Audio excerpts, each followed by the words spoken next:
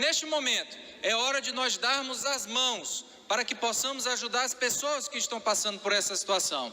E é preciso que cada um de nós possamos fazer a nossa parte. Enquanto deputado federal, ontem mesmo, entrei em contato com o secretário nacional de Defesa Civil, Coronel Alexandre Lucas, que se colocou à disposição para colocar o governo federal no sentido de auxiliar a todos esses municípios que foram atingidos por essa situação. O requisito que é necessário para que o governo federal possa auxiliar por meio da Secretaria Nacional de Defesa Civil é a decretação do estado de emergência pela Prefeitura Municipal e a solicitação do auxílio feito pelo Sistema da Defesa Nacional. Eu estive pessoalmente no bairro do Sacavém, da minha cidade, São Luís, onde tive a oportunidade de ver, com muita tristeza, casas que foram soterradas, sendo levada pela lama e do desmoronamento que aconteceu nessa comunidade.